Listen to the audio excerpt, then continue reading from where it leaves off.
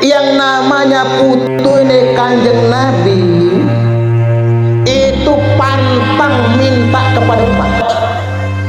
Jadi kalau ada Pak yang ngaku-ngaku cucunya Kanjeng Nabi tapi kerjaannya keliling dawir minta kepada umat, usir dia, usir, rungokno, usir.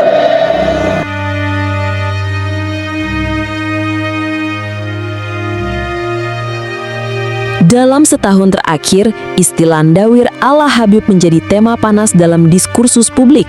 Kata ndawir yang awalnya berarti keliling untuk berdakwah, silaturahmi, atau mencari nafkah halal, kini mengalami pergeseran makna.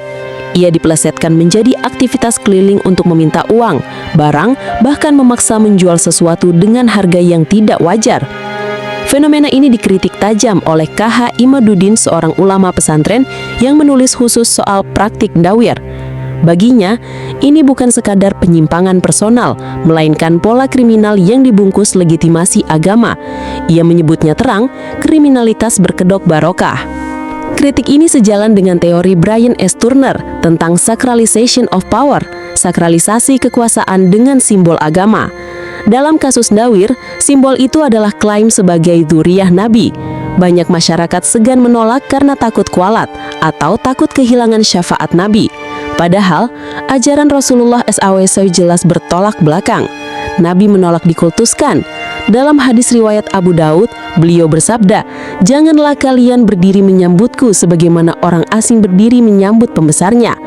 Dalam riwayat lain, beliau menegaskan, "Barang siapa lambat amalnya, nasabnya tidak akan mempercepatnya."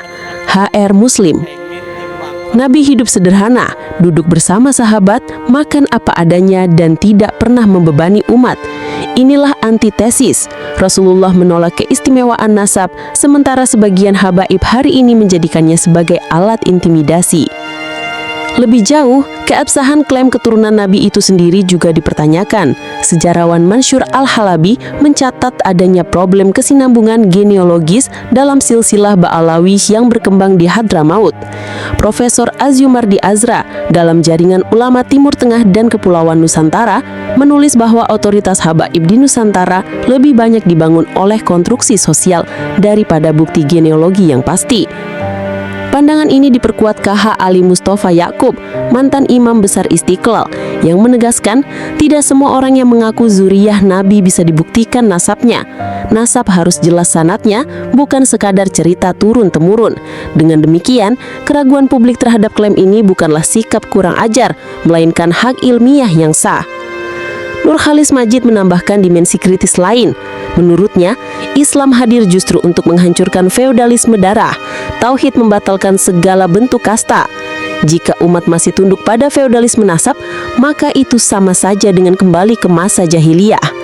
Gus Dur pun pernah menyindir habaib-habaib yang terlalu menjual nasab dengan mengatakan, "Kalau ada orang jual doa, kasih saja recehan, biar sadar agama bukan untuk diperjualbelikan."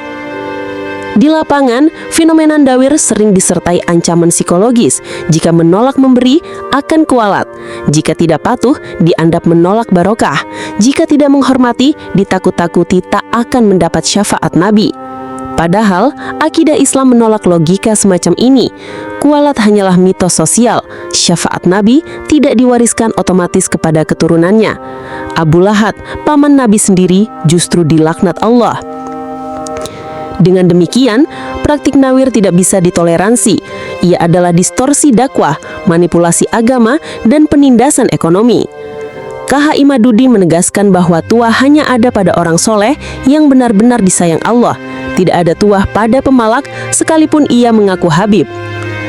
Maka, umat harus kritis, jangan tunduk pada rasa takut, jangan rela diperas hanya karena gengsi sosial, jangan mau jadi sapi perah atas nama cinta Habib.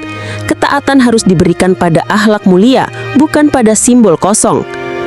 Rasulullah menolak dikultuskan, lalu mengapa kita tunduk pada kultus Habib ndawir? Nabi menekankan amal bukan darah, lalu mengapa kita justru percaya pada mitos nasab yang kabur? Jika benar klaim keturunan itu rapuh, maka dasar otoritas ndawir pun runtuh.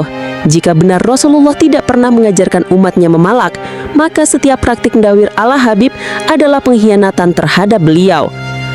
Sejarah Islam mencatat, dakwah menyebar karena akhlak para ulama dan wali, bukan karena intimidasi nasab. Dawir sejati adalah berkeliling membawa ilmu, bukan berkeliling membawa amplop kosong. Kritik KH Imaduddin adalah alarm keras. Fenomena dawir adalah kriminal berkedok agama.